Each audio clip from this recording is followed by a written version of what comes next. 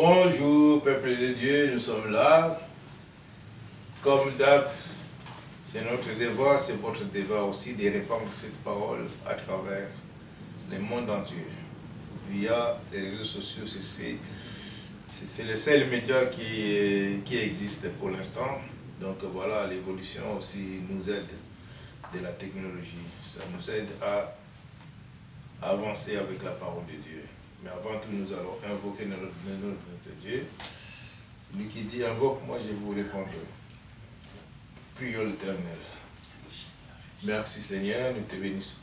Nous te glorifions Seigneur à ce moment, Père Saint, que tu nous donnes encore la force de parler, Père Saint, à travers, Père Saint, ta parole, de répandre la bonne nouvelle à travers les réseaux sociaux. Nous te bénissons, bénis chaque famille représentée, bénis aussi, Père Saint, ceux qui nous suivent. Nous voulons que, Père Seigneur, ceux qui participent, Père Saint, pour l'évolution de ton œuvre puissent être bénis et protégés, parce que tu dis ce que tu tiens dans le creux de ta main, personne ne peut ravir. Nous bénissons ton Saint, nos Pères. Nous voulons te laisser, Père Seigneur, cette partie que nous allons encore faire, Père Seigneur, parce que tu es là. Commence avec nous comme Alpha, chemine avec nous, Père Seigneur, sois présent comme Emmanuel et achève, Père Seigneur, jusqu'à parce que tu ne fais pas des choses à moitié comme Oméga. Merci Dieu Tout-Puissant, nous te laissons la première place dans notre cœur. Gloire au Père, au Fils et au Saint-Esprit. Amen. Amen. Oui Seigneur, nous te louons, nous te rendons grâce. Nous te remercions Seigneur pour ces instants où nous pouvons encore partager ta parole qui est la vérité, qui est la vie. Qu'elle ne retourne pas à toi Seigneur sans avoir apporté une bénédiction à ceux qui l'entendront. Du pain à ceux qui mangent et de la semence à ceux qui sèment Seigneur. Et qu'ainsi Seigneur ta parole puisse faire fructifier et grandir et que toute la gloire t'en revienne. Gloire au Père, gloire au Fils et gloire au Saint-Esprit. Amen. Amen. Sois loué, sois béni, sois glorifié, ô Éternel. Merci de nous accueillir encore aujourd'hui pour cette étude biblique. Interviens, Seigneur, favorablement pour chaque famille représentée ici, pour tes serviteurs présents, que ton Saint-Esprit les oint de double onction, protège-les des méchants et des orgueilleux.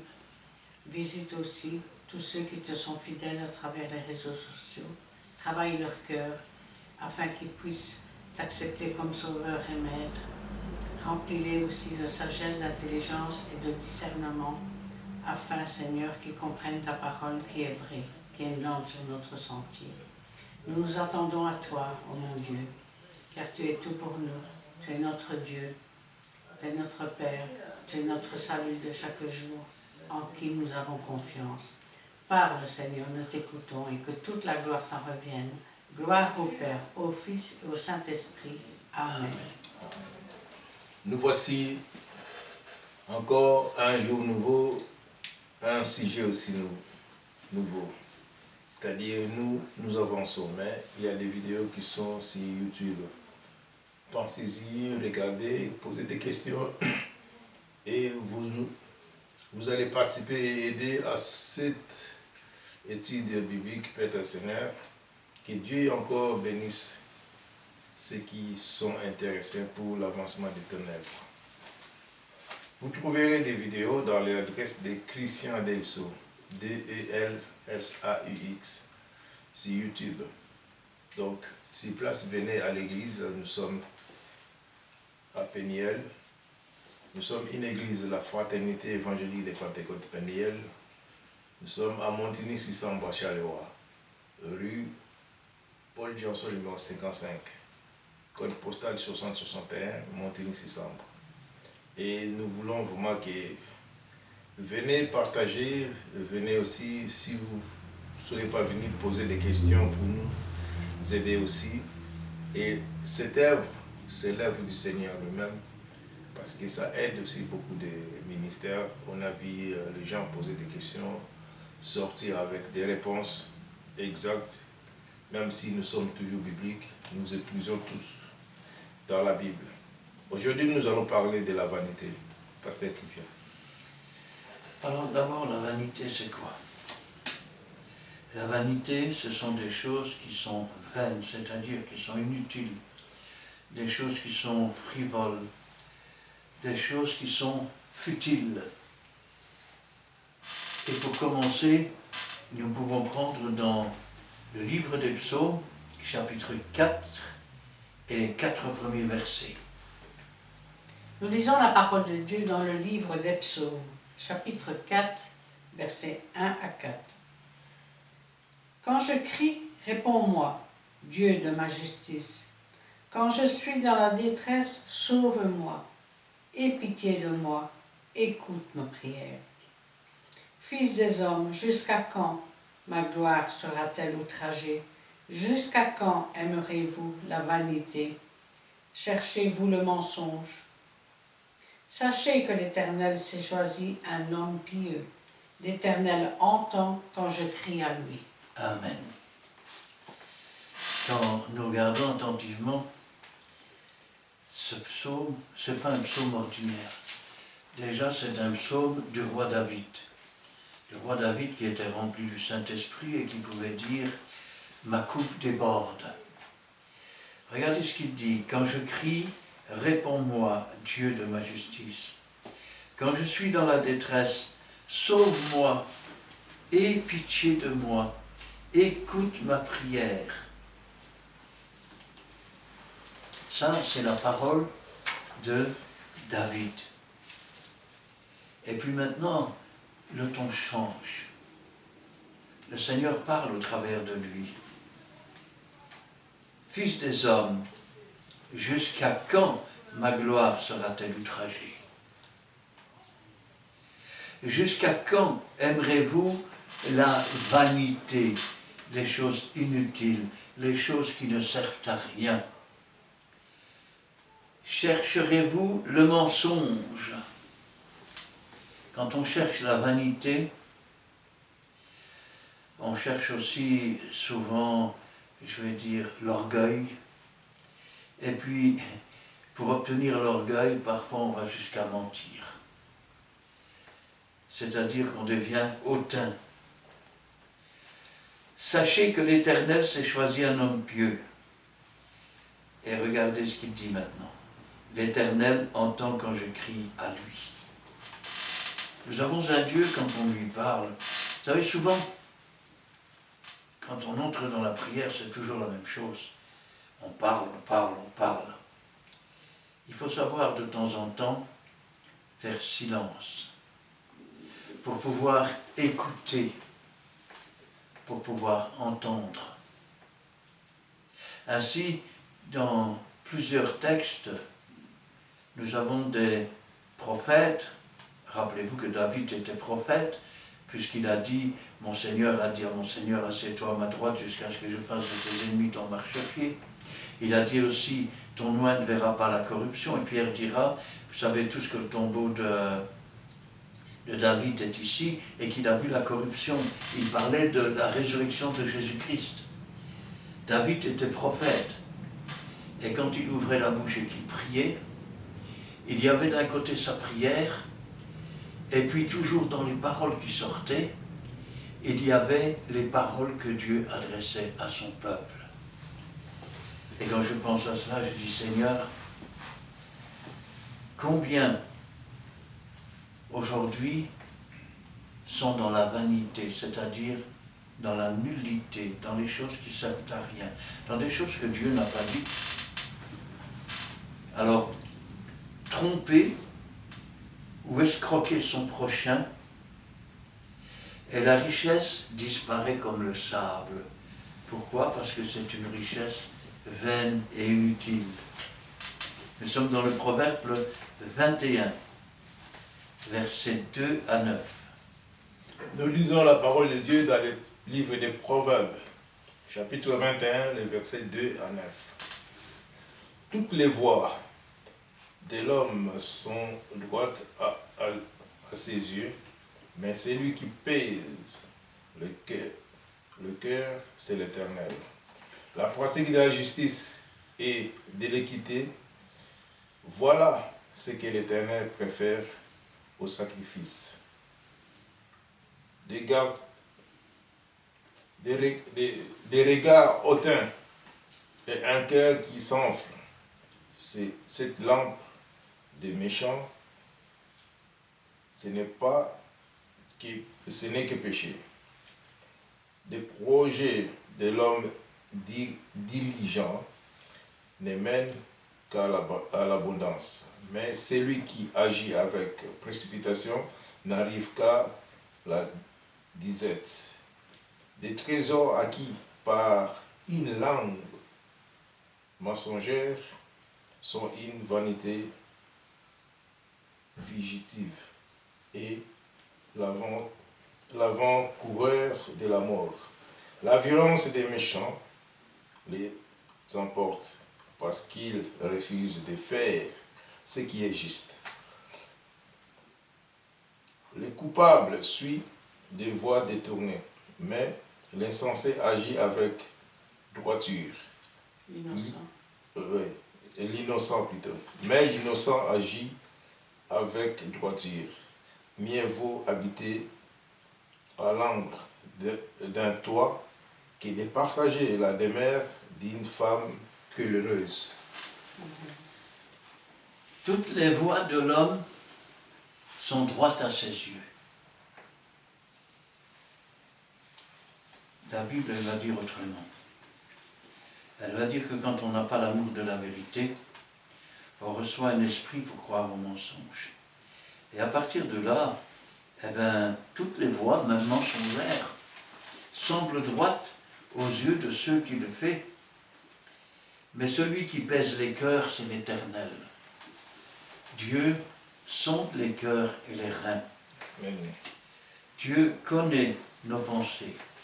Et la parole n'est pas encore sur notre bouche, qu'il la connaît déjà. La pratique de la justice et de l'équité, voilà ce que l'Éternel préfère au sacrifice. Et je vais le dire autrement. Aujourd'hui, on n'offre plus des sacrifices sur l'autel, ou plutôt des animaux sur l'autel, mais on offre des sacrifices d'action de grâce sur l'autel. C'est-à-dire des prières. Mais si nous offrons des prières et que nous pratiquons l'iniquité et l'injustice, Dieu ne peut pas agréer nos sacrifices. C'est pour ça qu'il dit, voilà ce que l'Éternel préfère au sacrifice. C'est la pratique de la justice, de l'équité. Les regards hautains et un cœur qui s'enflamme. Cette lampe des méchants, ce n'est que péché. Rappelez-vous ce qui est marqué dans la Bible. Et si donc ta lumière est ténèbre, combien grandes seront tes ténèbres? Les regards hautains et un cœur, on va dire, orgueilleux, c'est la lampe des méchants. Et ce n'est que péché. Les projets de l'homme intelligent ne mènent qu'à l'abondance, mais celui qui agit avec précipitation n'arrive qu'à la disette. Des trésors acquis par une langue mensongère sont une vanité fugitive et l'avant-coureur de la mort. Autrement dit, on peut voir un peu toutes sortes comme trésors ou comme richesse. Tenez par exemple, il y en a certains qui tordent le sens des Écritures, qui annoncent le mensonge dans l'Église, et leur trésor, c'est d'être adulé par les hommes. Mais les trésors acquis par une langue mensongère, vous savez, comme ceux qui vous disent si tu apportes ton argent, Dieu va t'aimer, sont une vanité fugitive. Vous savez ce que c'est qu'un fugitif? C'est quelqu'un qui se sauve en courant. Et l'avant-coureur de la mort, la violence des méchants les emporte, parce qu'ils refusent de faire ce qui est juste. Le coupable suit des voies détournées, mais l'innocent agit avec droiture. Mieux vaut habiter à l'angle d'un toit que de partager la demeure d'une femme querelleuse. Vous savez que la sage-femme bâtit sa maison, mais que l'insensé la renverse de ses propres mains. Et On dit souvent que l'amour est aveugle. C'est pour ça qu'aujourd'hui, il y a beaucoup de couples. Une fois qu'ils sont mariés, eh ben, ça commence les bagarres et ainsi de suite. Et il vaut mieux parfois habiter dans un grenier tout seul que d'habiter dans une grande maison avec une femme querelleuse, parce qu'il n'y a pas de paix. Alors, l'arrogance, elle est aussi pesée par Dieu. Quand nous regardons dans Luc, chapitre 10, versets 41-42, il y a l'histoire de Marie et de Marthe. Et rappelez-vous, qu'est-ce que Jésus dit? Marthe, elle dit, tu vois pas que je travaille, elle ne m'aide pas? Et Jésus lui répond, Marthe, Marthe, tu t'inquiètes pour beaucoup de choses. Marie a choisi la meilleure part. Tout est vanité.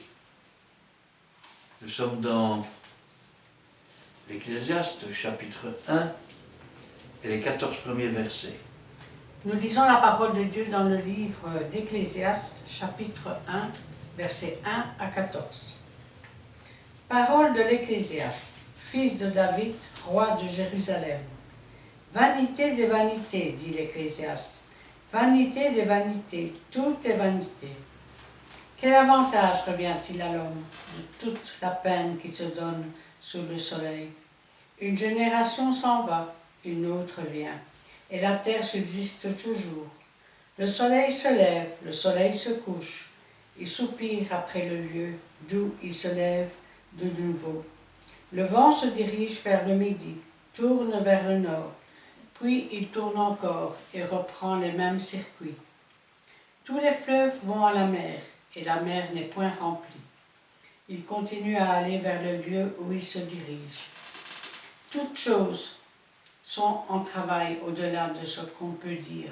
L'œil ne se rassasie pas de voir, et l'oreille ne se lasse pas d'entendre. Ce qui a été, c'est ce qui sera, et ce qui s'est fait, c'est ce qui se fera. Il n'y a rien de nouveau sous le soleil. S'il est une chose dont on dise, vois, ceci, c'est nouveau. Cette chose existait déjà dans les siècles qui nous ont précédés. On ne se souvient pas de ce qui est ancien, et ce qui arrivera dans la suite ne laissera pas de souvenir chez ceux qui vivront au plus tard. Moi, l'Ecclésiaste, j'ai été roi d'Israël à Jérusalem. J'ai appliqué mon cœur à rechercher et à sonder par la sagesse tout ce qui se fait sous les cieux. C'est là une occupation pénible à laquelle Dieu soumet les fils de l'homme. J'ai vu tout ce qui se fait sous le soleil, et voici, tout est vanité et poursuite du vent. Amen. Vous savez, quand Dieu nous dit que vanité des vanités, tout est vanité, de quoi parle-t-il? Alors, essayez de comprendre un peu. Aujourd'hui, on vous dit que nous sommes dans une ère moderne. Alors laissez-moi vous dire que du temps de Noé, il y avait déjà une civilisation, que cette civilisation était très avancée. Vous savez, il est impossible pour un homme ordinaire du commun de construire un navire s'il n'a aucune connaissance, s'il n'a aucune science de dimension, de solidité. Or, il l'a fait. Aujourd'hui, les archéologues retrouvent des choses qui datent de plusieurs milliers d'années, ou par exemple des pierres qui sont taillées au millimètre près. Aujourd'hui, nos technologies ne sont même pas capables de le faire. Ou des dessins qui sont tracés avec une précision telle qu'aujourd'hui même on ne sait pas le faire. Certes, ces civilisations étaient peut-être différentes. Elles n'avaient peut-être pas les mêmes matériaux. Tenez par exemple, quand ils font la tour de Babel, ils sont dans une, dans une plaine d'alluvions, et pourtant ils fabriquent des briques. Et ils se servent goudron lourd ou du pétrole lourd pour faire du mortier. Ce qui veut dire que quand nous pensons qu'une chose est nouvelle, en fait elle n'est pas nouvelle, elle a déjà existé. C'est simplement que les siècles ont passé, la civilisation s'est éteinte, et puis les hommes ont dû recommencer et repartir de zéro. Et à partir de là, tiens, qui était ton arrière-grand-père? L'arrière-grand-père de ton père ou de ton grand-père? Tu ne connais ni son nom, ni l'endroit où il habitait, ni même ce qu'il a fait ou ce qu'il n'a pas fait. Pourquoi? Parce que la mémoire des gens s'est effacée. Ce qui veut dire que quoi que l'on fasse sur cette terre, quoi que l'on bâtisse, ça finira par disparaître. Et le lieu même où nous avons habité ne nous reconnaîtra plus. Ah, c'est vrai. On peut regarder les astres. Ne faites pas comme Mohamed. Non, parce que le prophète Mohamed, le soleil allait se coucher, il allait faire dodo et puis il allait se lever le lendemain. Il n'y a aucune science là-dedans, c'est pas ce que la Bible nous dit. Ou encore, la terre, en fait, elle est plate, elle repose sur une baleine. Et j'en passe et des meilleurs. Pour vous qui êtes musulmans, je vous invite vraiment, parce que, vous savez, c'est comme beaucoup de chrétiens aujourd'hui. Je suis chrétien, mais je ne pratique pas. Donc on ne lit pas la Bible, on ne sait même pas ce qu'il y a dedans. Mais on se prétend chrétien. Alors il y a beaucoup de musulmans qui n'ont même jamais lu le Coran. Si vous avez un tout petit peu d'instruction, lisez le Coran, et vous verrez quand vous aurez fini que, en fait, vous avez affaire à des gens ignorants, avec des écrits qui sont des stupidités. Quand la Bible elle nous dit que le vent se dirige vers le midi, tourne vers le nord, puis retourne encore et reprend les mêmes circuits, ça veut dire que, quelque part, les vents suivent une direction. Et aujourd'hui, la science peut l'affirmer. Tous les fleuves vont à la mer, et la mer n'est point remplie. Nous savons tous les fleuves vont à la mer.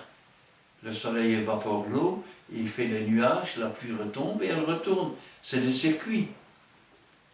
Et il continue à aller vers le lieu où il se dirige. Toutes les choses sont en travail au-delà de ce qu'on peut dire. L'œil ne se rassasie pas de voir. Vous savez, quand on commence à observer les choses d'un peu plus près, on commence à être étonné. Un simple nid de fourmis.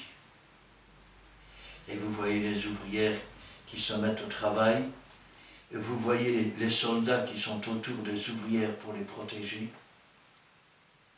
Et puis, vous voyez aussi parfois le transport d'un nid, où vous avez les ouvrières qui transportent les œufs. La nature est en travail, et tout est en travail. Ça veut dire qu'il n'y a rien d'immobile. Si vous observez une simple fleur, prenons l'exemple d'une rose, eh bien, observez-la à différentes heures de la journée. Ou une tulipe, pourquoi pas. Et vous verrez que la fleur suit toujours la lumière. Ce qui est étrange, c'est que les hommes, au lieu de suivre la lumière qui éclaire tout homme dans le monde, ils préfèrent se tourner vers les ténèbres. Si la fleur faisait ça, elle dépérirait.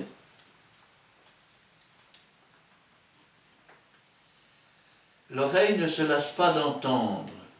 Ce qui a été, c'est ce qui sera. Et ce qui s'est fait, c'est ce qui se fera. Il n'y a rien de nouveau sous le soleil. Il est une chose dont on dise, vois, ceci est nouveau. Cette chose existait déjà dans les siècles qui nous ont précédés. Prenons l'exemple des voitures électriques. Tesla, magnifique, hein, non? Et si je vous disais qu'en l'an 1900, vers les années 50-60, les usines que l'on appelle les ASEC avaient construit un autobus qui était capable de rouler électriquement et de se recharger en roulant. Vous allez dire, non, on n'est pas capable de le faire maintenant. Si, on est capable de le faire. Mais les lobbies pétroliers ont racheté tous les brevets. Et cet autobus a pourri jusqu'à tomber en miettes dans la cour de l'usine. Ça veut dire que quand on croit qu'une chose est nouvelle, en fait, elle a déjà existé. Soit on l'a empêchée de se déployer parce qu'il y avait d'autres intérêts. Soit elle date de plusieurs siècles. Tenez par exemple dans une pyramide, on a retrouvé des contenants qui ressemblent étrangement à des batteries. Et vous allez me dire, des batteries au temps de Pharaon, on les a retrouvées, on ne peut pas dire le contraire. On ne se souvient pas de ce qui est ancien, et ce qui arrivera dans la suite ne laissera pas de souvenir chez ceux qui vivront plus tard. Moi, l'Ecclésiaste, j'ai été roi à Jérusalem. J'ai appliqué mon cœur à rechercher et à sonder par la sagesse tout ce qui se fait sous les cieux. C'est là une occupation pénible à laquelle Dieu soumet les fils des hommes. J'ai vu tout ce qui se faisait sous le soleil. Vous savez, quand on commence à avoir un peu de connaissances, on a un diplôme d'école primaire, et puis peut-être qu'on a un diplôme d'école secondaire, on croit être quelqu'un, on croit savoir, et en fait, plus on étudie dans différents domaines, et plus on s'aperçoit que finalement, on ne sait encore pas grand-chose, et qu'on a encore tout à apprendre. Et on s'aperçoit d'une chose, c'est que tout ce qui nous entoure n'est que vanité. Tenez, entrez dans une forêt, la plus profonde possible. Là, construisez votre maison en bois. Vivez de la chasse, de votre travail, et les contributions vont vous tomber dessus. Mais dites-moi, rien qu'entre nous, hein, de quel droit des hommes imposent d'autres hommes?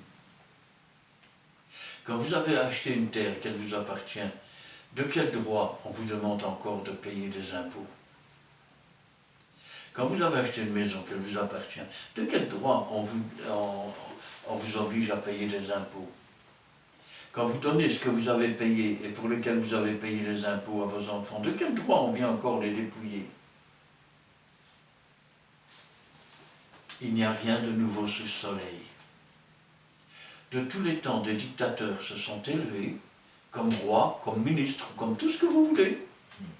Ils se sont remplis les poches tant qu'ils pouvaient, et ils ont dépouillé le peuple. Et le peuple s'est senti obligé.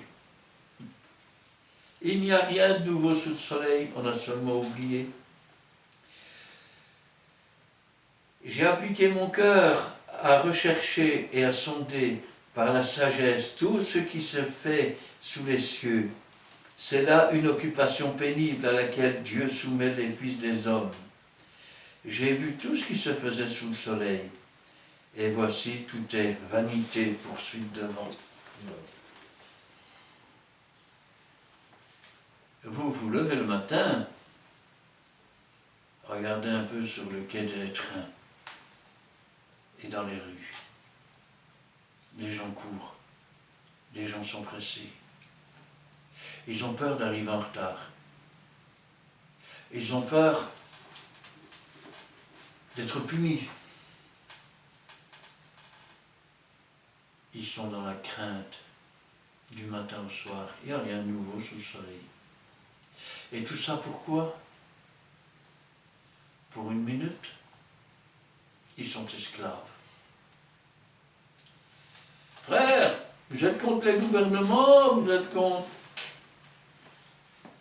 Rendez à César ce qui est à César, et à Dieu ce qui est à Dieu. Amen. Il n'y a rien de nouveau sous le soleil. Alors, les faux prophètes ne sont tous que vanité. Et là, nous sommes dans Ésaïe, chapitre 41, versets 21 à 29. Nous lisons la parole de Dieu dans le livre d'Ésaïe, chapitre 41.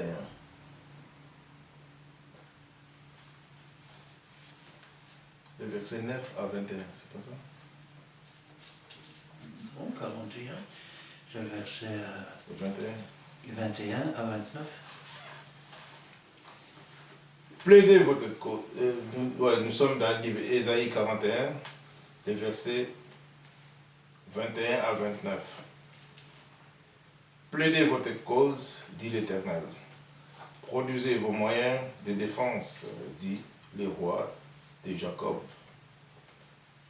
Qu'il les produise et qu'il nous déclare ce qui doit arriver. Quelles sont les prédictions que jadis vous avez fait. Dis-le pour que nous y prenions garde et que nous en reconnaissions l'accomplissement. Ou bien annoncez-nous l'avenir. Dis ce qui arrivera plus tard pour que nous sachions si vous êtes de Dieu.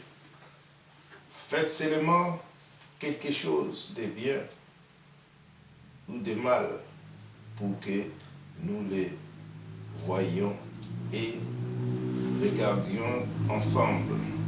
Voici, je n'ai rien et votre œuvre est le néant.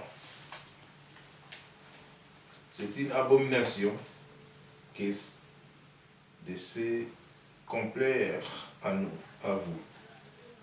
Je l'ai cité de septentrion et il est revenu. De l'Orient, il invoque mon nom. Il foule le puissant comme de la boue, comme de l'argile que foule le potier, qu'il annonçait dès le commencement pour que nous les sachions, et longtemps d'avance pour que nous disions c'est vrai. Nul ne l'a annoncé, nul ne l'a prédit, et personne n'a entendu vos paroles.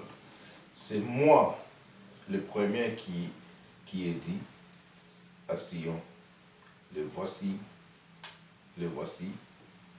et à Jérusalem, j'envoie un messager de bonnes nouvelles. Je regarde et il n'y a personne parmi eux qui prophétise et qui puisse répondre si je l'interroge. Voici, ils ne sont tous que vanité, leurs œuvres ne sont que néant, leurs idoles ne sont qu'un vain souffle. Amen. Ésaïe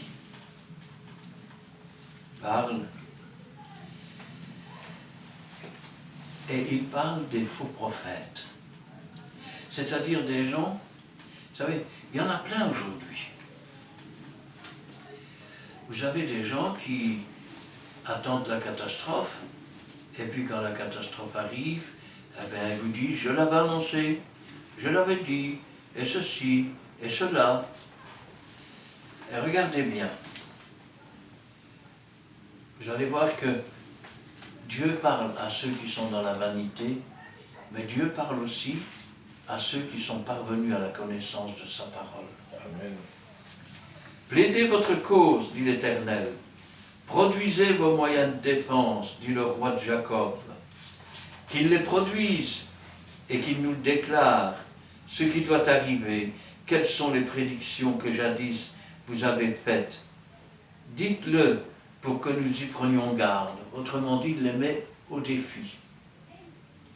Et la plupart de ces prophètes, malheureusement, tout ce qu'ils prévoient ou qu'ils disent viennent de leurs propres sentiments et ne s'accomplissent jamais. Et que nous en reconnaissions l'accomplissement, ou bien annoncez-nous l'avenir, dites-nous ce qui arrivera plus tard, pour que nous sachions si vous êtes des dieux, avec un petit d. N'avez-vous jamais lu dans la parole de Dieu que ceux qui sont parvenus à la connaissance de la parole de Dieu sont des dieux avec un petit d? Ça veut dire que le véritable prophète, c'est quelqu'un qui assiste au conseil de Dieu. C'est quelqu'un qui reçoit de Dieu. Il a cette connaissance de la parole. Et Dieu l'appelle Dieu avec un petit d. Que nous sachions si vous êtes des dieux. Faites-nous seulement quelque chose de bien ou de mal pour que nous le voyions et que nous le regardions ensemble. Et regardez le constat terrible. Vous n'êtes rien. Et vos œuvres, c'est le néant. C'est une abomination que de se complaire en vous. Autrement dit, s'asseoir à votre banc, c'est s'asseoir au banc des moqueurs. Et c'est une abomination que de se plaire en vous. Regardez maintenant. Je l'ai suscité du septentrion, et il est venu. De l'Orient, il invoque mon nom. Il foule les puissants comme de la boue, comme de l'argile que foule un potier. Qui l'a annoncé dès le commencement, pour que nous le sachions, et longtemps d'avance, pour que nous disions c'est vrai. Nul ne l'a annoncé, nul ne l'a prédit, et personne n'a entendu vos paroles. C'est moi le premier qui ai dit à Sion, les voici, et à Jérusalem j'envoie un messager de bonnes nouvelles. Je regarde, et il n'y a personne parmi ceux qui prophétisent, des faux prophètes, et qui puissent répondre si je l'interroge. Voici, ce ne sont tous que vanité. Ça veut dire qu'ils ne servent à rien, que c'est par orgueil, que c'est pour se faire voir du peuple, ou alors pour s'attirer les faveurs de quelqu'un. Ainsi parle le Seigneur quand il n'a pas parlé. Leurs œuvres ne sont que néant. Nul n'en a venu. Leurs idoles ne sont qu'un vain souffle. Autrement dit, ils s'admirent tellement qu'ils sont leurs propres idoles. Alors, les idoles ne sont que vanité. Et là, nous sommes dans Ésaïe, chapitre 44, versets 8 à 20. Nous lisons la parole de Dieu dans le livre d'Ésaïe, chapitre 44, versets 8 à 20. N'ayez pas peur et ne tremblez pas. Ne te l'ai-je pas dès longtemps annoncé et déclaré? Vous êtes mes témoins. Y a-t-il un autre Dieu que moi? Il n'y a pas d'autre rocher. Je n'en connais point. Ceux qui fabriquent des idoles ne sont tous que vanité, et leurs plus belles œuvres ne servent qu'à rien. Elles le témoignent elles-mêmes. Elles n'ont ni la vue, ni l'intelligence, afin qu'ils soient dans la confusion. Qui est-ce qui fabrique un Dieu ou font une idole? Vous n'en retirez aucune utilité. Voici, tous ceux qui y travaillent seront confondus, et les ouvriers ne sont que des hommes. Qu'ils ne réunissent tous, qu'ils se présentent, et tous ensemble, ils seront tremblants et couverts de honte. Le forgeron fait une hache, il travaille avec le charbon. Il la façonne à coups de marteau, il la forge d'un bras vigoureux. Mais a-t-il faim? Le voilà sans force. Ne boit-il pas d'eau? Le voilà épuisé. Le charpentier étend le cordon, fait un tracé au crayon, façonne le bois avec un couteau et marque ses dimensions avec le compas. Et il produit une figure d'homme, une belle forme humaine, pour qu'elle habite dans une maison. Il se coupe des cèdres, il prend des rouvres et des chênes, il fait un choix parmi les arbres de la forêt, il plante des pins et la pluie les fait croître. Ces arbres servent à l'homme pour brûler, il en prend et se chauffe. Il y met aussi le feu pour cuire du pain. Il en fait également un dieu qu'il adore. Il en fait une idole devant laquelle il se prosterne. Il brûle au feu la moitié de son bois. Avec cette moitié, il cuit la viande. Il apprête un rôti et se rassasie. Il se chauffe aussi. Il dit « Ah ah, je me chauffe, je vois la flamme. » Et avec le reste, il fait un dieu, son idole. Il se prosterne devant elle, il l'adore, il l'invoque et s'écrie « Sauve-moi, car tu es mon Dieu. » Ils n'ont ni intelligence ni entendement, car on leur a fermé les yeux pour qu'ils ne voient point, et le cœur pour qu'ils ne comprennent point. Ils ne rentrent pas en lui-même. Il n'a ni intelligence ni le bon sens de dire « J'en ai brûlé une moitié au feu. J'ai cuit du pain sur le charbon. J'ai rôti de la viande, je l'ai mangée. Et avec le reste, je ferai une abomination. Je me prosternerai devant un morceau de bois. » Il se repaît de cendre, son cœur abusé l'égare, et il ne sauvera point son âme et ne dira point « N'est-ce pas du mensonge que j'ai dans ma main ?» Regardez ce qui nous est dit. Je vais prendre le verset 9. Ceux qui fabriquent des idoles ne sont tous que vanité. Vanité, ça veut dire ça sert à rien, c'est inutile. Alors, je peux comprendre, si tu es habitué dans des églises catholiques par exemple, ou orthodoxes, on appelle ça des icônes, tout ce que tu veux, mais réfléchis un petit peu. Tous ceux qui fabriquent ça ne sont que vanité. Autrement dit, c'est inutile, ça ne sert à rien, c'est stupide, c'est idiot, ça va même à l'encontre de Dieu. Prends une posture. Donne-lui le nom que tu veux. Que ce soit un morceau de bois, un morceau de plâtre, un morceau de pierre. Appelle-le Marie, Joseph, ou tout ce que tu veux.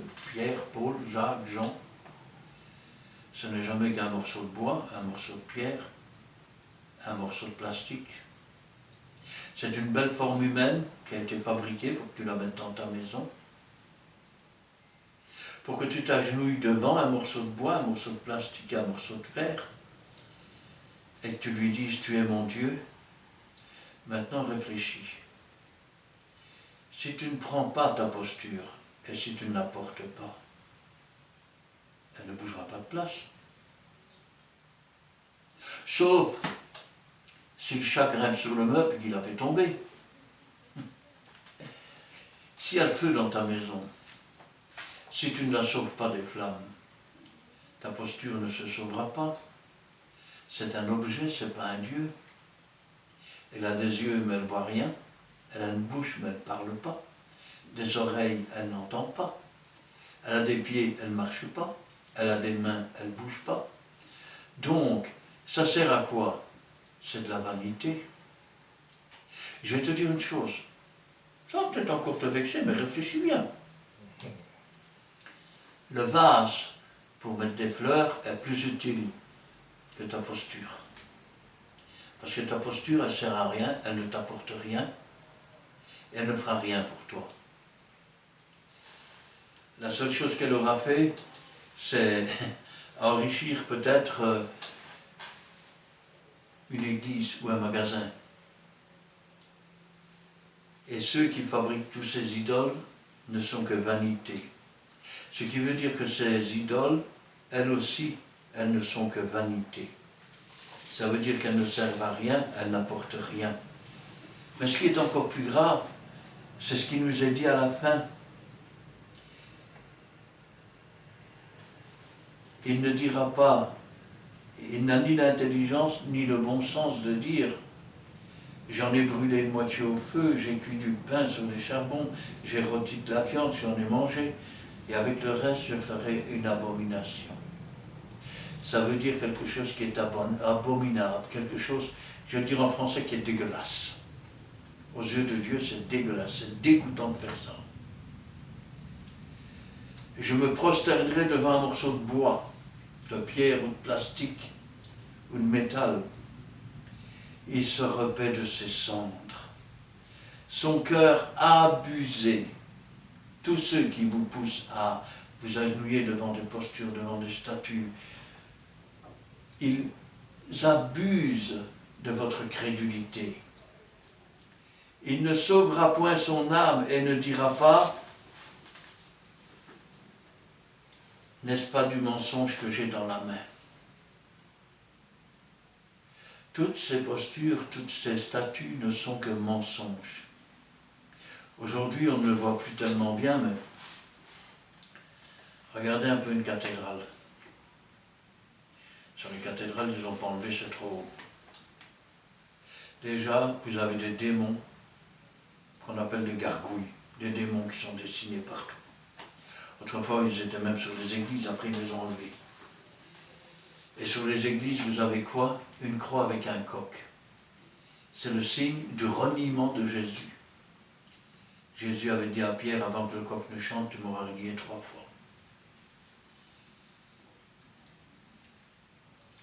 Dieu a dit, tu ne te feras pas des représentations des choses célestes. Si Marie est dans les cieux, une posture qui est censée représenter Marie, c'est une représentation des choses célestes. Dieu interdit. Il a dit, tu n'invoqueras pas les morts en faveur des vivants. Dans ces églises, on vous apprend à prier pour les morts. Sachez une chose, c'est qu'il n'y a pas de purgatoire. Mais c'est vrai, vous n'avez pas lu votre Bible non plus.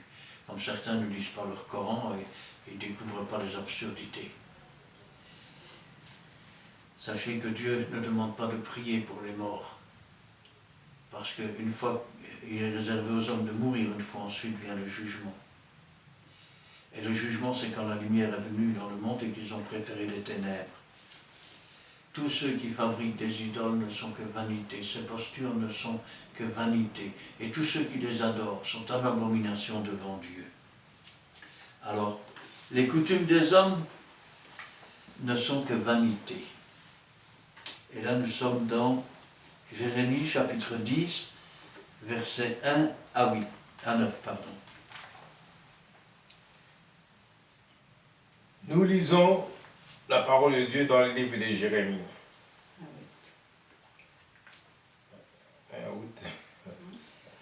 Ah oui, oui. Le chapitre 10 du livre de Jérémie, nous lisons les 8 premiers versets. Écoutez la parole que l'Éternel vous adresse, maison d'Israël. Ainsi parle l'Éternel. N'imite pas la voix des nations, ne les crains pas, ne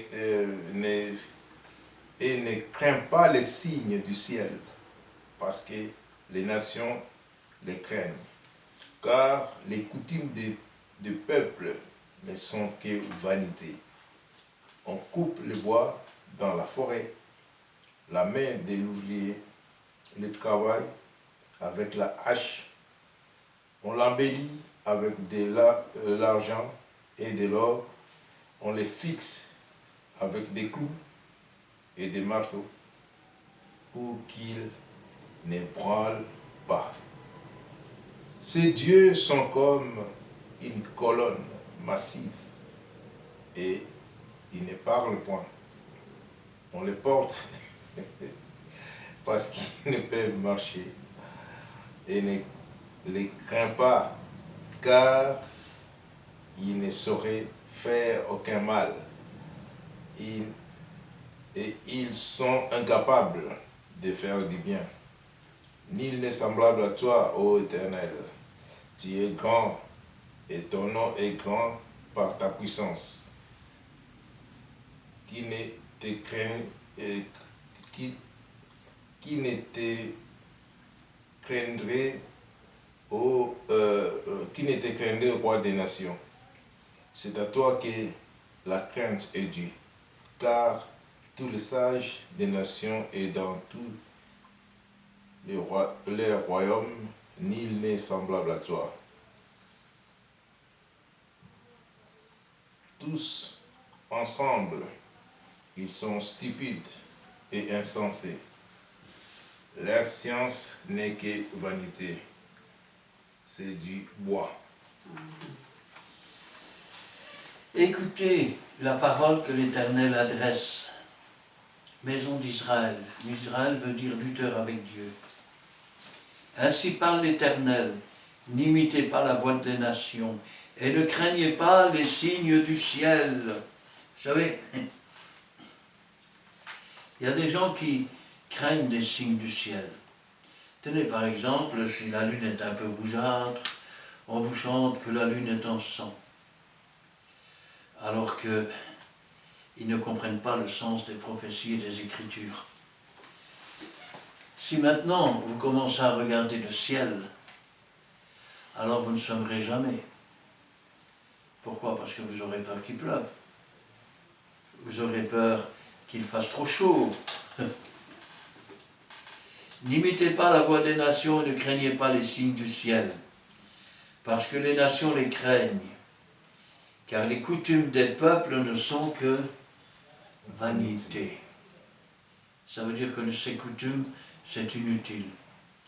Ça ne sert à rien. Et il revient encore une fois. Vous savez, il y a des tonnes de passages qui nous parlent de ces postures. On coupe le bois dans la forêt, la main de l'ouvrier le travaille avec la hache, on l'embellit avec de l'argent et de l'or, on le fixe avec des clous et des marteaux pour qu'il ne branle pas, c'est-à-dire pour qu'il ne bouge pas, ou qu'il ne soit pas déséquilibré, ou qu'il ne tombe pas.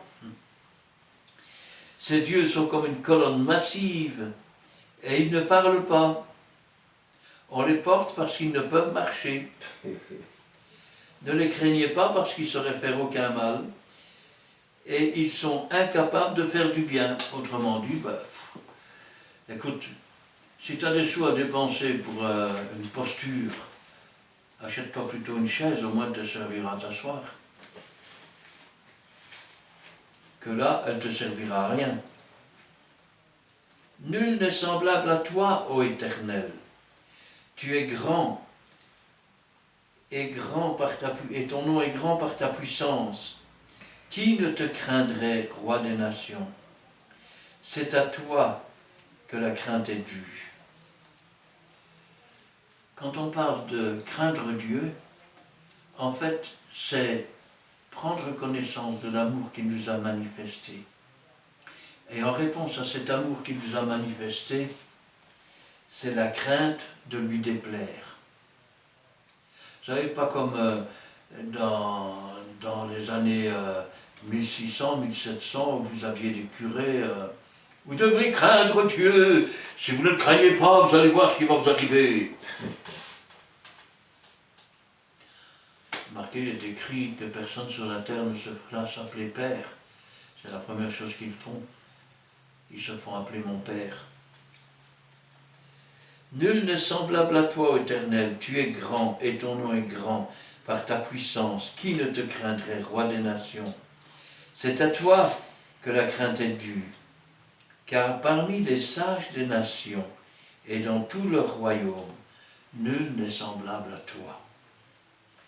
Tous ensemble, ils sont stupides, insensés, et leur science, c'est-à-dire leur habileté, à détourner la parole de Dieu, à faire des postures, à faire des statues, à faire des icônes, c'est-à-dire des tableaux, des représentations.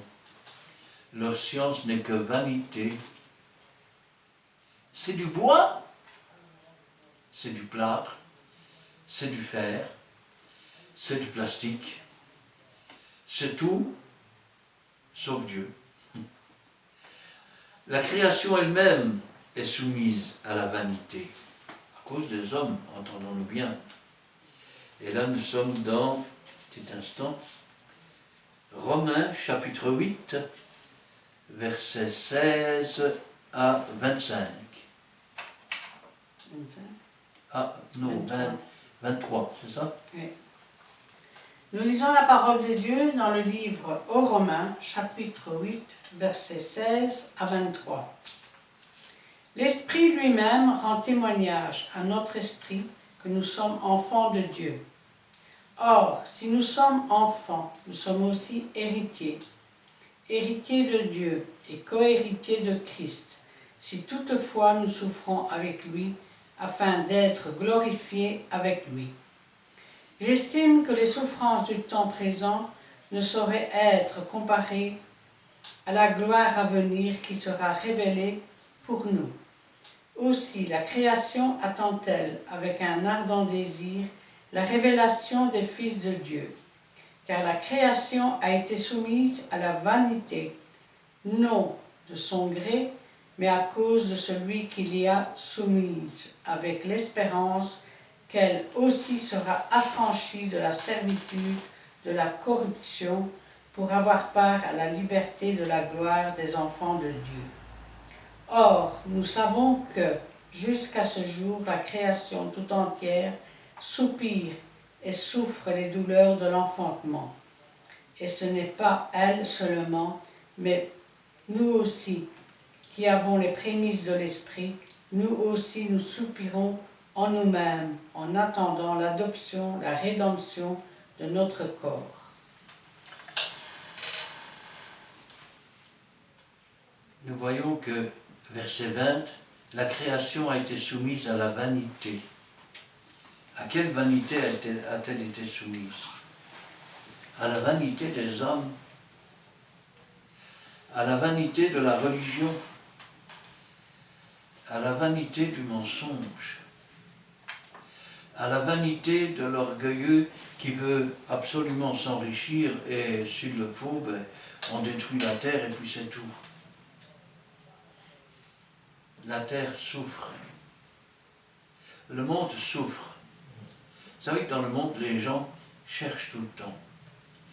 Parfois, certains cherchent le bonheur au travers de l'argent. Il y en a même qui ont pour devise « l'argent ne fait pas le bonheur, mais il y contribue ». Alors, il n'y a pas longtemps, j'ai vu un homme, il avait gagné à l'euro-million. Il était tout content. Sa femme voulait rester discrète. Lui, cela ne le touchait pas plus que ça. Résultat, sa femme l'a quitté.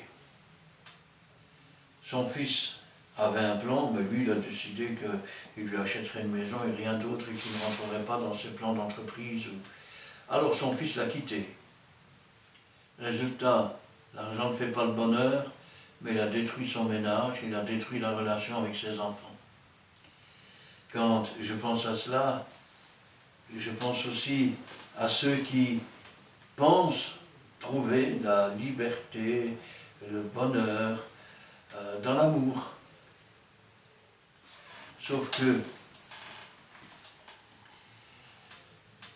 le véritable bonheur, ce n'est pas dans l'amour qu'on le trouve. On le trouve dans l'amour de Dieu, pas dans l'amour d'une femme. Quand nous cherchons, je vais dire, à tâtons, au travers du matérialisme, tous les matériels du monde ne pourraient pas nous satisfaire. Vous savez, des hommes qui cherchent au travers de l'amour ce que Dieu pourrait donner, en réalité, leur doctrine, elle est simple, elle finit par devenir « toutes les femmes sont belles ». Sauf que ils ne savent pas ce que c'est que d'avoir une épouse réellement. que de former un avec une épouse. Or, c'est vrai. Une fois de plus, vous avez des curés qui vont vous enseigner sur le mariage, mais ils ne se sont jamais mariés, ils ne savent même pas ce que c'est. Ou alors, quand ils sont mariés, c'est en cachette. Quant aux imams, ils vont vous enseigner comment traiter une femme, c'est-à-dire il faut qu'elle devienne illettrée, il faut que, d'ailleurs il paraît qu'en enfer, les 3/4 c'est toutes des femmes, parce qu'elles sont illettrées, parce qu'elles n'ont aucune connaissance, parce que ceci, parce que cela. Ben, par ça, ils ont du respect pour les femmes, surtout quand ils les battent, quand ils les violent ou quand ils les frappent. Alors, la création, elle est soumise à la vanité, à cause des coutumes des hommes, à cause de l'orgueil des hommes. Vous savez, le jour où Jésus est entré dans mon cœur, j'ai compris une chose. J'ai compris que le bonheur ne se trouve pas dans l'argent. Le bonheur ne se trouve pas dans le fait de dire « Ah, vivement que je sois grand, je serai libre. Vivement que je sois marié, je serai libre. Vivement que j'ai des enfants. Vivement que je suis pensionné. Vivement que ceci, vivement que cela. » Mais c'est de pouvoir dire « Jésus est dans mon cœur. » Amen. On peut prendre tout ce que j'ai. Ça n'a pas d'importance. Parce qu'en Jésus, j'ai tout trouvé.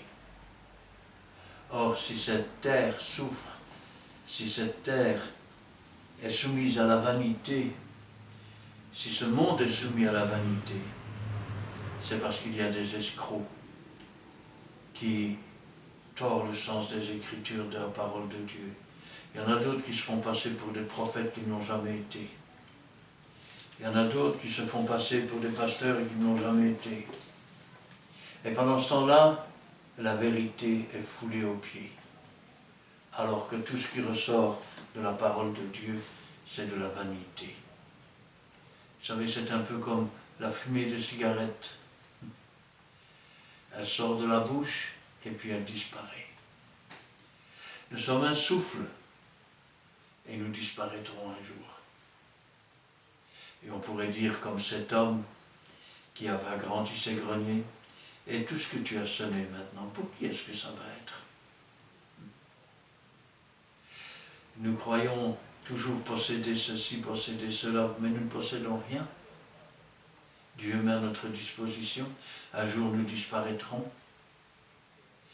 Nos enfants se souviendront de nous à un moment, puis ils disparaîtront, et nos petits-enfants se souviendront peut-être une fois tous les 10 ou 15 ans. Ah, mais je me souviens, mon grand-père. Et puis la génération suivante ne saura même plus comment on s'appelait, ni qui on était, ni où on habitait, ni ce qu'on faisait. Et dans le quartier, personne ne se souviendra de nous. Nous ne serons plus rien. Alors qu'aux yeux du Seigneur, quand bien même nous serions morts, nous vivrons quand même. Et nous serons toujours sous ses yeux. Mais la vanité du monde fait que le monde souffre. Le monde marche selon la vanité. Nous devons marcher selon les enseignements de Christ. Amen. Et là, nous sommes dans Éphésiens, chapitre 8, versets 17 à 25. Éphésiens, chapitre 4. Ah pardon, chapitre 4, versets 17 à 25, c'est le 8e passage. Oui. Nous lisons la parole de Dieu dans le livre des Éphésiens, au chapitre 4. Nous allons lire les versets 17 à 25. Voici donc ce que je dis et ce que je déclare dans le Seigneur et ce que vous devez plus marcher comme les païens qui marchent selon la vanité de leurs pensées. Ils ont l'intelligence obscurcie. Ils sont étrangers à la vie de Dieu à cause de l'ignorance qui est en eux, à cause de l'endurcissement de leur cœur, ayant perdu tout sentiment, ils se sont livrés à la dissolution pour commettre toute espèce d'impureté jointe à la cupidité. Mais vous, ce n'est pas ainsi que vous avez appris Christ. Et du moins, vous l'avez entendu. Et si, conformément à la vérité qui est en Jésus-Christ, c'est en lui que vous avez été instruits à vous dépouiller. Et égard à votre vie passée du vieil homme qui se corrompt par des convoitises trompeuses, à être renouvelé dans l'esprit de votre intelligence et à revêtir l'homme nouveau, créé selon Dieu dans une justice et à une sainteté que produit la vérité. C'est pourquoi renoncez aux œuvres, renoncez aux mensonges et que chacun de vous parle selon la vérité à son prochain, car nous sommes membres les uns des autres.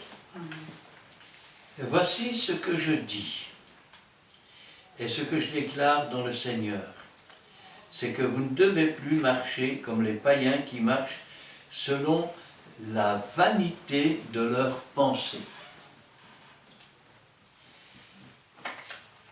Je préfère le mot inconverti. Parce que le mot païen, en réalité, c'est un mot qui est dérivé du paysan. Vous savez, les paysans, bien que fournissant la nourriture à la terre entière, ont toujours été maltraités. On les a appelés les paysans, les cutéreux, et toujours regardés comme des gens sales. Voici donc ce que je déclare dans le Seigneur, c'est que vous ne devez plus marcher comme des inconvertis, qui marchent selon la vanité de leurs pensées, c'est-à-dire selon l'orgueil de leurs pensées. Je crois comme ça, et puis c'est tout. Vous savez, il y a parfois des gens qui ont étudié beaucoup, comme cet instituteur. Il a étudié toute sa vie. Même quand il était pensionné, il a continué à étudier, parce qu'il voulait connaître les choses, il voulait savoir. Et puis un jour, il est arrivé sur son lit de mort, sa femme était à côté de lui, il l'a regardé et lui a dit, « Tu sais, pendant toute ma vie, j'ai étudié tout ce que j'ai pu, et dans tous les domaines. Et maintenant, je vais mourir, je ne sais même pas où je vais. » Voilà bien le problème. Pourquoi? Parce que nos pensées, nos actions sont dirigées par le monde. D'ailleurs, on parle souvent de la mode. Alors, pour être à la mode, il faut faire comme les autres, il faut être des moutons de Panurge. C'est la vanité de leurs pensées. Ils ont l'intelligence obscurcie. Ils sont étrangers à la vie de Dieu à cause de l'ignorance qui est en eux. Vous savez que même pour ceux qui se disent chrétiens, et même ceux qui vont à l'église, savez-vous qu'il est inscrit dans la Bible, « Mon peuple se meurt, manque de connaissance ». Or, la connaissance est donnée dans le livre de Dieu. L'ignorance qui est en eux à cause de l'endurcissement de leur cœur, à cause du fait qu'ils sont devenus individualistes. C'est moi que voici, que voilà. Chacun pour soi, Dieu pour tous. Voilà. Ils ont l'intelligence obscurcie, ils sont étrangers à la vie de Dieu, à cause de l'ignorance qui est en eux, à cause de l'endurcissement de leur cœur, ayant perdu tout sentiment. Ils se sont livrés à la dissolution. Vous savez, si vous mettez du café, et qu'ensuite vous commencez à verser du lait, et que vous n'arrêtez pas de verser du lait, viendra un moment où il n'y aura plus de café dans la tasse. Eh bien la dissolution, c'est ça. Le monde est entré, il a commencé à remplir, pour finir, tout est rempli du monde, et il n'y a même plus une place pour l'être humain, pour le véritable sentiment, pour commettre toute espèce d'impureté jointe à la cupidité. Ça va un peu comme Gripsou, là. Mais vous, ce n'est pas ainsi que vous avez appris Christ. Si du moins vous l'avez entendu, et si conformément à la vérité qui est en Jésus, c'est en lui que vous avez été instruits à vous dépouiller. À se dépouiller de quoi? À se dépouiller de cette vie passée, du vieil homme qui se corrompt par les convoitises trompeuses. Autrement dit, chasser l'homme animal, chasser tout ce qui n'est pas à la gloire de Dieu, tout ce qui est mensonge, tout ce qui est... c'est se convertir, c'est se tourner vers la vérité. À être renouvelé dans l'esprit de votre intelligence, à revêtir l'homme nouveau. Jésus a dit à Nicodème, si tu ne nais de nouveau, tu ne peux pas voir le royaume des cieux. Et lui a dit, si tu ne nais d'eau et d'esprit, tu ne peux pas entrer dans le royaume des cieux. À revêtir l'homme nouveau, créé selon Dieu, dans une justice et une sainteté que produit la vérité. C'est la vérité qui a franchi. C'est pourquoi renoncez au mensonge et que chacun de vous parle selon la vérité à son prochain, car nous sommes membres les uns des autres. Ainsi, ne marchons plus comme les inconvertis qui marchent selon la vanité de leurs pensées. Les faux chrétiens, pleins de vanité. Et là, nous sommes dans 2 Pierre, chapitre 2, chapitre 2. Pierre, chapitre, c'est pas le verset. À partir du verset 11. 11 à 22.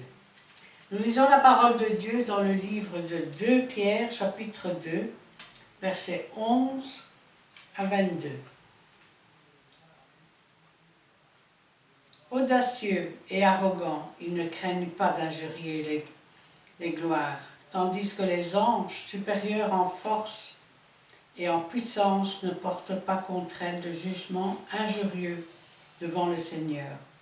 Mais eux, semblables à des brutes qui s'abandonnent à leur penchant naturel et qui sont nées pour être prises et détruites, ils parlent d'une manière injurieuse de ce qu'ils ignorent, et ils périront par leur propre corruption, recevant ainsi le salaire de leur iniquité.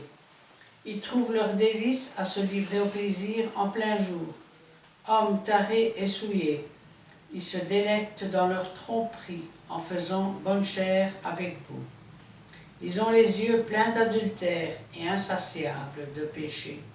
Ils amorcent les âmes mal affermies. Ils ont le cœur exercé à la cupidité. Ce sont des enfants de malédiction.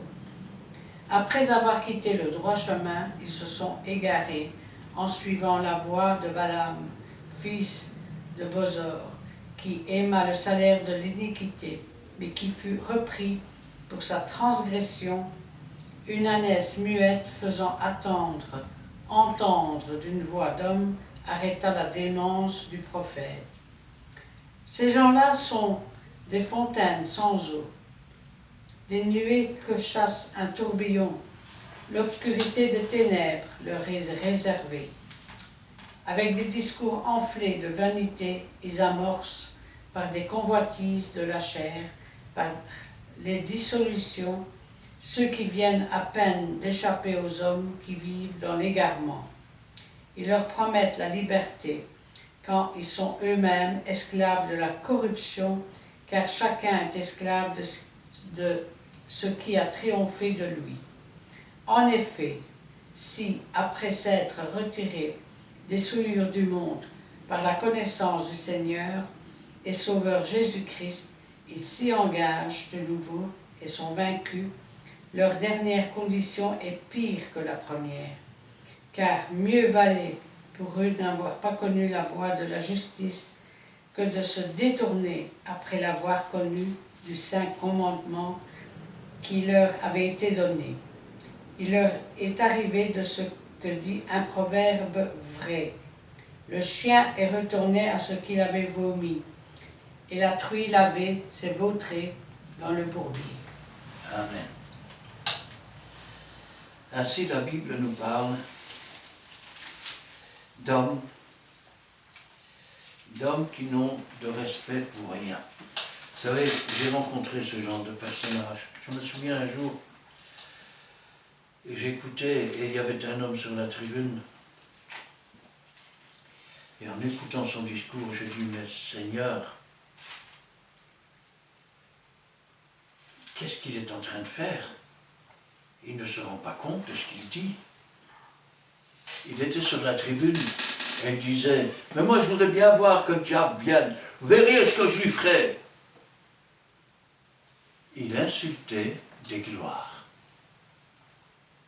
Vous savez que même quand Satan réclamait le corps de son disciple, l'ange n'a pas porté d'injure à Satan, mais il est resté sur le respect en disant « Prends garde que Dieu ne te réprimande ». Il y a des choses qu'on ne peut pas faire, mais eux, ils injurient des gloires. C'est ainsi qu'ils insultent par leur doctrine, par leur fonctionnement. Ils insultent les démons, alors qu'ils ne sont même pas remplis du Saint-Esprit que pour pouvoir chasser un démon. Ils insultent le Saint-Esprit parce qu'ils disent des choses que le Saint-Esprit n'a pas dit. Ils insultent Dieu parce qu'ils disent des choses que Dieu n'a pas dit. Ce sont des fontaines sans eau. On fait rapport à un homme ici. Cet homme avait reçu l'ordre de Dieu de ne pas partir avec ses hommes. Mais malgré que Dieu lui avait dit, il insistait. Alors Dieu lui a dit, fais ce que tu veux finalement. Alors il est parti sur son ânesse. Et puis il est arrivé à un endroit, et l'ânesse s'est arrêtée net. Elle s'est effondrée. Pourquoi? Parce que l'ânesse, elle voyait un ange l'épée nue à la main. C'est-à-dire que si elle essayait de passer, elle allait se faire tuer, et l'homme qui était sur elle allait se faire tuer. Alors il est descendu de l'âne et il a frappé l'âne. Puis il est remonté dessus, mais l'ange se tenait plus loin. Alors une nouvelle fois, elle a fait la même chose. Et il est remonté sur l'âne. La troisième fois, sa jambe a été coincée contre un mur. Et il a commencé à gronder l'âne, à le frapper, et Dieu a donné une bouche à l'âne. Et l'âne lui a dit, ai-je l'habitude d'agir de cette façon? C'est alors que ses yeux se sont ouverts et qu'il a vu l'ange avec l'épée nue à la main. Si l'âne était passé avec lui, il aurait été tué. Et ils sont comme cela. Dieu se met à un endroit pour les arrêter parce qu'ils vont trop loin. Et c'est souvent un âne. Vous savez ce que c'est qu'un âne? C'est un animal fidèle et tout ce qu'on veut. Quelqu'un de simple. Dieu lui ouvre les yeux et il dit arrête, on ne va pas plus loin. Et il est maltraité, il est insulté par l'autre. Il n'a pas vu que c'est Dieu qui l'arrête.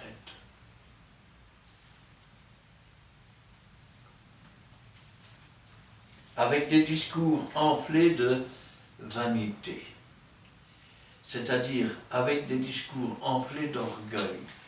Dieu a dit ça, mais moi, ils en savent plus que Dieu, ils en connaissent plus que Dieu. Ils n'ont pas à obéir à Dieu. Je vais dire autrement, ce sont des gens qui ont entendu la vérité, qui ont connu la présence du Seigneur. Ils se sont écartés pour l'appât du gain, ou pour, je vais dire, le sexe, ou pour tout ce que vous voulez. Et finalement, à un moment donné, ça a été d'abord attrister le Saint-Esprit, résister au Saint-Esprit, et puis ça a été blasphémer contre le Saint-Esprit. Leur situation est devenue pire qu'avant. Et le proverbe qui est dans la Bible leur est attribué. Le chien est retourné à ce qu'il a vomi. C'est-à-dire que quand il est venu à Dieu, il a vomi tout ce qui lui servait de nourriture. Et il a commencé à se nourrir à la parole de Dieu. Mais il est retourné à son vomi. La truie qui avait été complètement lavée, elle est retournée à son bourbier. Autrement dit, c'est le blasphème contre le Saint-Esprit. Quand quelqu'un a été éclairé, quand quelqu'un a goûté au don de Dieu, s'il retourne dans le péché, il n'y a plus de sacrifice pour lui. Car il faudrait que Jésus revienne mourir encore une fois sur la croix. Or, il est venu une fois pour toutes. Dans le monde, presque tout ce qui vient du monde est vanité. Et l'Ecclésiaste nous le dit bien, chapitre 2. Nous lisons la parole de Dieu dans le livre des Ecclésiastes. Nous lisons le chapitre 2. Je dis à mon cœur, allons, je t'en prouverai par la joie, et tu goûteras le bonheur, et voici, c'est encore là une vanité. Je dis du rire insensé et de la joie. À quoi ça sert? À quoi sert-elle? J'ai résolu en mon cœur de livrer ma chair au vin, tandis que mon cœur me conduirait avec sagesse et de marcher à la folie jusqu'à ce que je vise ce qu'il est bon pour le Fils de l'homme de faire sous les cieux pendant le nombre de jours de leur vie. J'exécuterai de grands ouvrages. Je me bâtis des maisons. Je me plantai des vignes. Je me fis des jardins et des verges, et j'y plantai des arbres à fruits de toute espèce. Je me créai des étangs pour arroser la forêt, où croissaient les arbres. J'achèterai des serviteurs et des servantes, et je leur enfants nés dans la maison. Je possédais des troupeaux, de bœufs et de brebis, plus que tout ce qui était avant moi dans Jérusalem. J'ai amassé de l'argent et de l'or et des richesses des rois et des provinces. Je me procurai des chanteurs et des chanteuses et les délices des fils de l'homme, des femmes en grand nombre.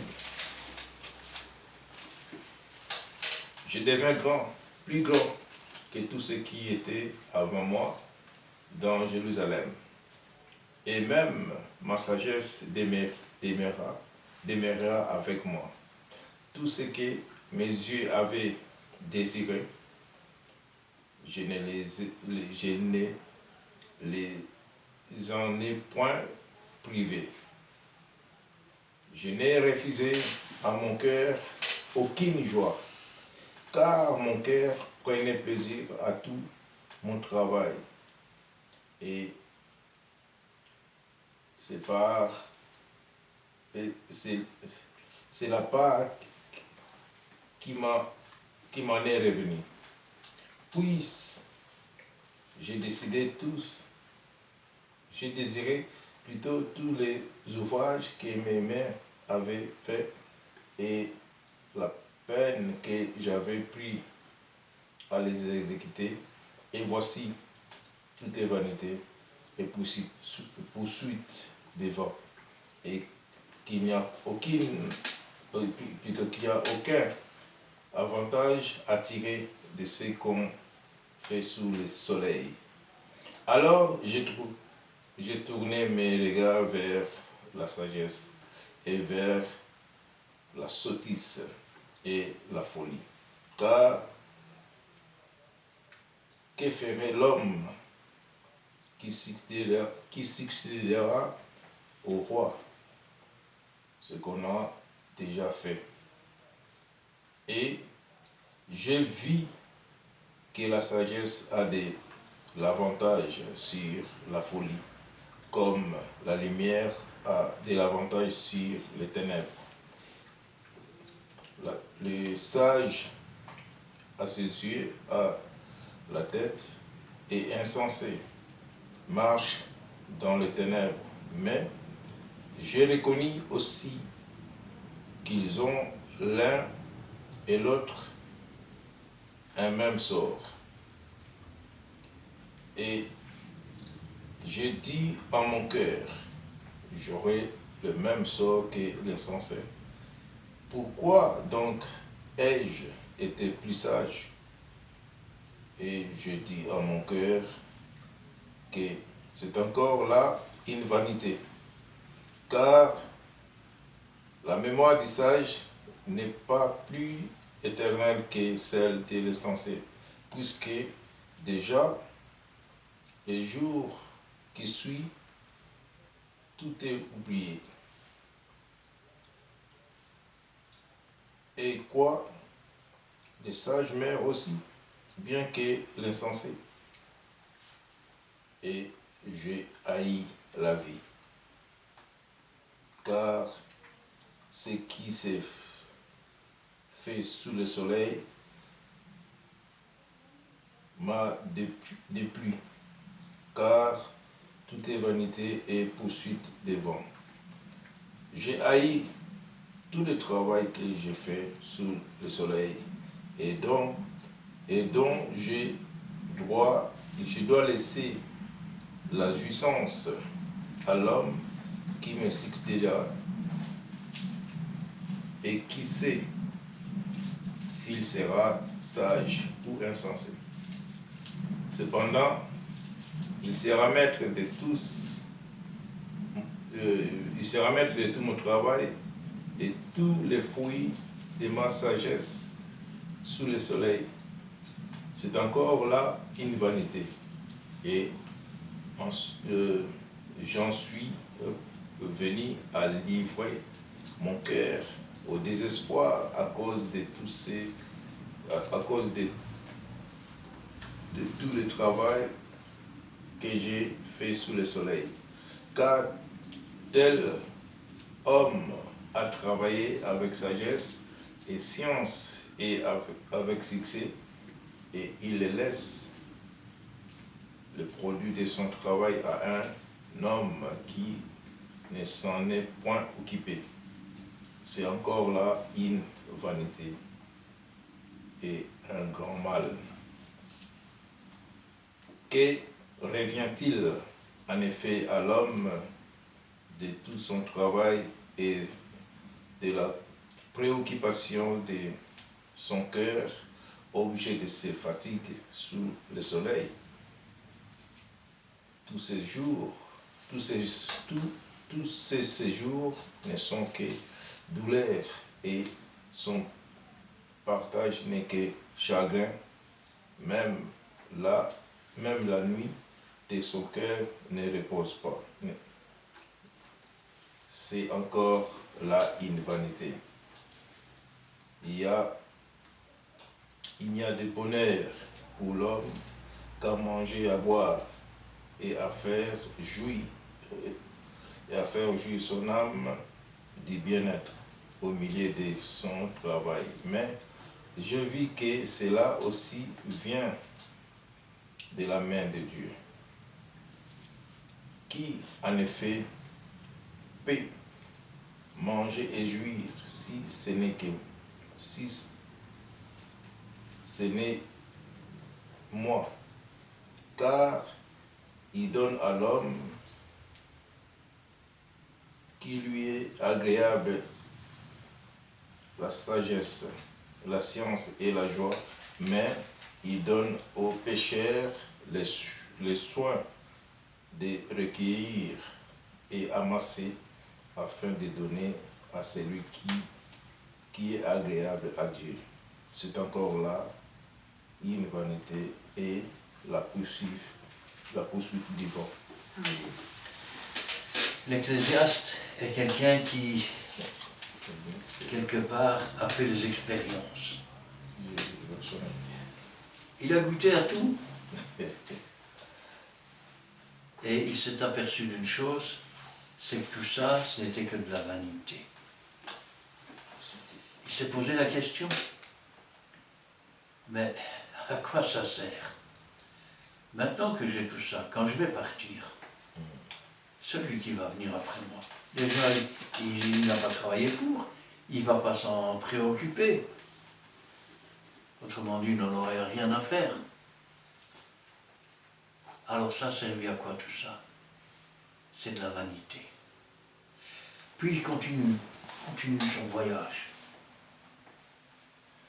Et puis à un moment donné, il s'aperçoit d'une chose. Il s'aperçoit que finalement, celui qui marche avec la sagesse, la science et la joie que lui donne Dieu,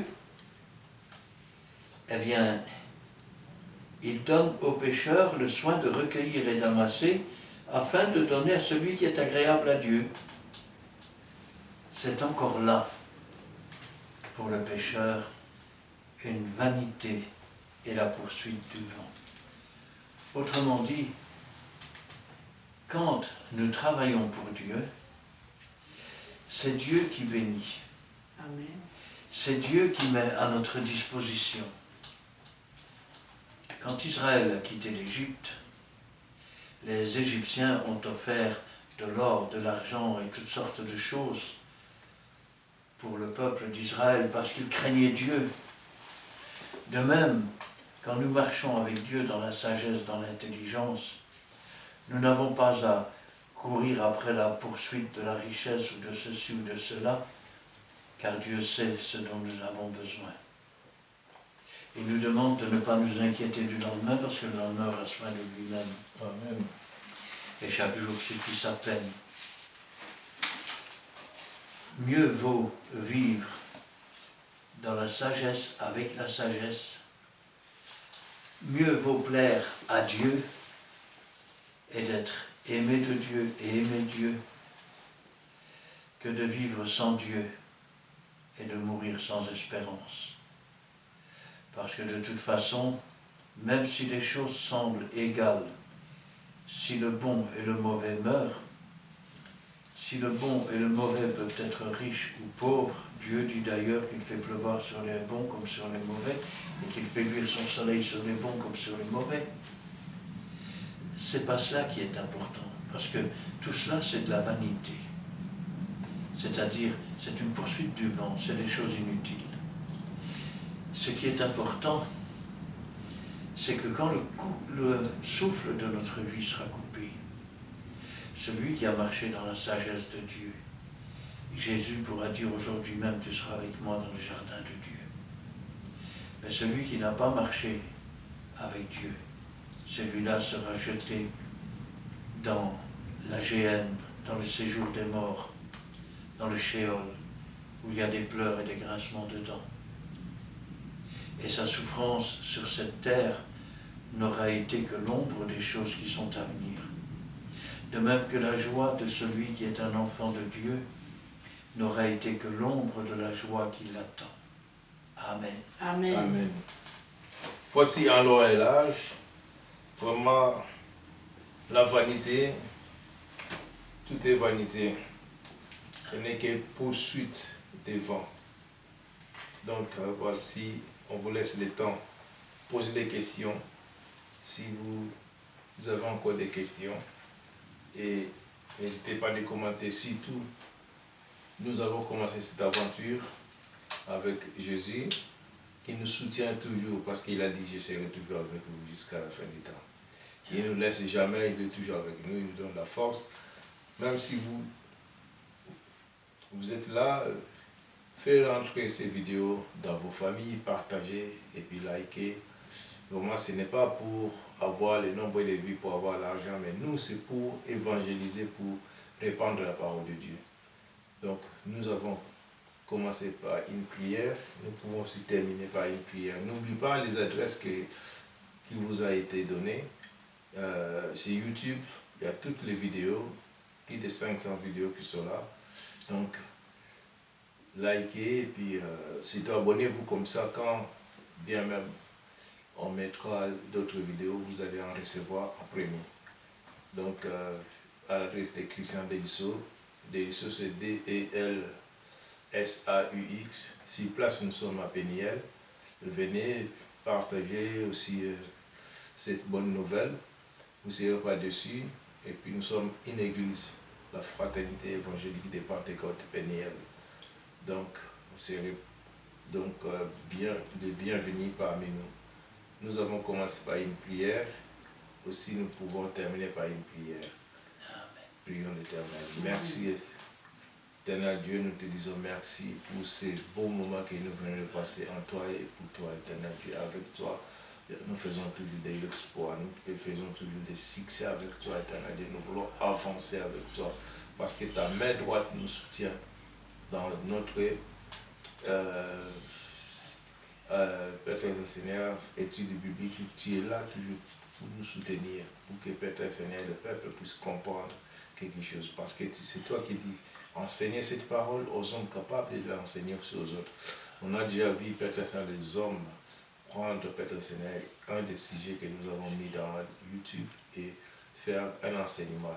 Nous te disons merci, Éternel Dieu, pour ça. Bénis aussi ceux qui le feront dans les jours à venir. Nous te bénissons d'avoir aussi accompli ta mission. Sois élevé, sois sanctifié. Bénis notre chemin de retour. Bénis chaque famille représentée. Bénis aussi chaque famille qui visualisera cette vidéo, Éternel Dieu. C'est pour ça que nous voulons te laisser cette prière dans le nom précieux de notre Seigneur Jésus-Christ. Amen. Amen. Le Seigneur, nous te louons, nous te rendons grâce. Béni sois-tu et gloire à toi. Tu nous rappelles, Seigneur, que la vie d'un homme ne dépend pas des biens qu'il aurait eu sur terre, mais la vie d'un homme dépend de la communion qu'il aura eue avec toi, de ce rapprochement qu'il aura eu avec toi, de ce salut qu'il aura accepté et des promesses qu'il aura acquis par la foi en toi. Amen. Béni sois-tu et gloire à toi, Seigneur, parce que tu es notre chemin, tu es notre vérité, tu es notre vie. Et nous venons à toi, Seigneur, sachant qu'en marchant dans l'empreinte de tes pas, même si tout sur cette terre est vanité, même si le monde nous oublie, toi, Seigneur, tu ne nous oublieras jamais et nous serons toujours avec toi. Que ta parole, Seigneur, ne retourne pas à toi sans avoir béni ton peuple, sans avoir ramené ceux qui se sont égarés, et que toute la gloire t'en revienne.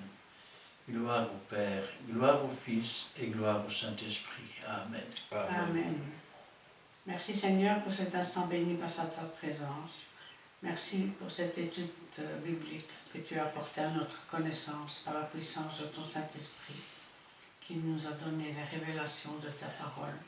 Parole qui est vraie, qui est une lampe sur notre sentier. Tu nous demandes de ne pas nous laisser diriger par ce monde, car tout est vanité dans ce monde. Mais apprends-nous, Seigneur, à nous laisser diriger par toi seul. à suivre le chemin que tu as tracé pour chacun de nous, afin que nous puissions faire ta volonté et grandir en toi, pour toi et par toi, et être agréable, Seigneur, devant toi, afin, Seigneur, de continuer le chemin que tu as tracé pour nous, qui nous conduit à la vie éternelle. Interviens, Seigneur, pour chacun de nous, Seigneur, qui sommes là. Bénis-nous abondamment, protège tes serviteurs présents et agis aussi dans le cœur de tous ceux qui te sont fidèles à travers les réseaux sociaux. Travaille leur cœur, donne-leur la connaissance, la sagesse, le discernement et l'intelligence, afin que eux aussi puissent rester attachés à ta parole et se détourner de ce monde qui est vanité. Vous tous qui êtes fidèles à chaque étude biblique, si cette étude a touché votre cœur, n'oubliez pas de liker, de mettre un commentaire si vous le désirez. Les serviteurs présents se feront un plaisir de vous répondre avec la parole de Dieu qui est vraie. N'oubliez pas de partager en grand nombre. Et si vous désirez la vidéo en premier, abonnez-vous. Soyez tous bénis dans le nom puissant de Jésus-Christ. Amen. Amen. Voici, en loin l'âge, vaut mieux la fin d'une chose que son commencement. Donc, vous tous, aujourd'hui, vous êtes grandement bénis par ces grands sujets que l'étude biblique a diffusé aujourd'hui, la vanité. Quant à nous, aujourd'hui, on vous dit bye bye.